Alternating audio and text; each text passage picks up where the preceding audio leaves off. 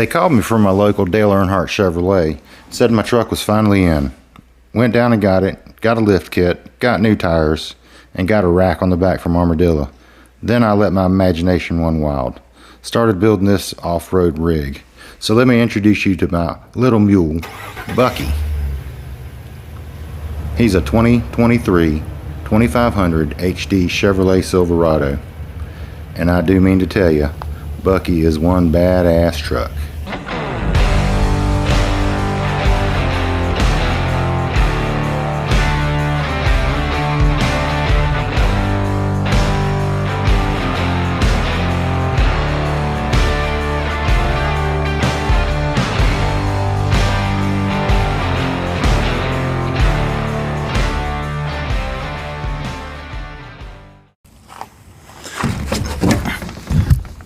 So we're going to try to do this a little bit different than everybody else does it. I'm not going to just show you what we've done and how we use it. I'm going to show you how we did it.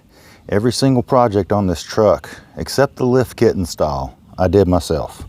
I got the lift kit for Christmas, and I just had a local guy that does four-wheel drive work put it on for me. I ordered the tires and rims. They came from a local, well, I mean, the rims came off of Amazon. Tires came from a local store here, and they put them on for me. And I tell you, if you know how to do it just a little bit and are willing to try a little bit more, you can do just about everything on this truck. I learned to weld on this truck. I have had some experience with 12 volt, but I really perfected the 12 volt wiring that I did. My later stuff looks a lot better than the first. So do a little practice. You know, when I started welding, I welded on a piece of metal for 2 days before I finally started working on my rack. Just take the time, you can do it. And we're going to show you every step of the way. Another thing that we're going to do is we're going to tell you where we go. When we show you some unbelievable places that you might want to go to yourself, we're not going to say, hey, it's in this map somewhere and show you a map of Utah. We're going to show you exactly where it is, and a lot of times we might even give you the coordinates if it's off-grid. What we're not going to do, you're not going to see me backing my car out to be able to work on my truck. You're not going to see me eating breakfast every day, because you're here to see the truck. You're here to see the camping. You're not here to see what we ate that morning. You know, we're going to tell you exactly how we do and what we do and why we do and why we don't do. And that helps a lot when you know. I spent a lot of time before we started doing this just watching YouTube videos of other people doing this. And I quickly learned what I didn't want to see in a video and what I did want to see in a video and what kept my attention as well. So we're going to try to make stuff that's entertaining and informative. And, you know, really, I want you to go out and do this yourself. There are not enough full-size rigs out there. I wheeled probably 250 miles off-road these past 21 days. And I did not see another single full-size rig out there anywhere. You can do it. I did it. We had to figure out a couple times how to turn around on some switchbacks, but 8-point turn, they gave me 270 degrees in the other direction I should have been going, still got me 90 degrees where I should have been. So the girl survived that. She might have had a heart attack or two, you know, minor stroke, but she got over it. We got there, and we got there in one piece.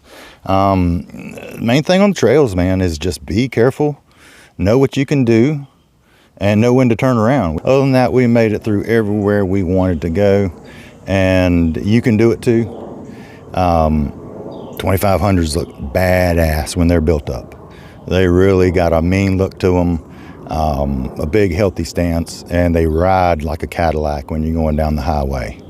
I got 12-ply Nito grapplers, and they did great. I ran into some lava rock, ate the side off of one of them, but it only went through the first layer, didn't get through the second, third, or fourth. I believe it's 5 layers. So I was able to make it back home 4,000 more miles on the same tire with no problem. Did get a little rub rash on several of the rims. Lost a center cap where a boulder came flying at me. But, you know, other than that, you got to expect that kind of stuff out there on the trail. Everything else polished out once we got it washed. And I might have one little minor dent somewhere, but you can't notice it much. So the reason we built this rig was to be able to go out west and go explore. We had a 21-day trip planned, and we left, and man, it was a heck of a trip. We just want to go see places like this. You know, a lot of people don't ever go down this road. They'll never ever go down this road. They'll never ever camp at a spot like this. These are the kind of places that we want to find, that we want to go spend our time. If we're going to put all this effort into camping, we want to get to places where the water flows freely. You know, the top of the mountain here in Silverton, just a gorgeous place. You know, the rivers running through Moab. There are so many overlooks, man. It's just incredible scenery everywhere.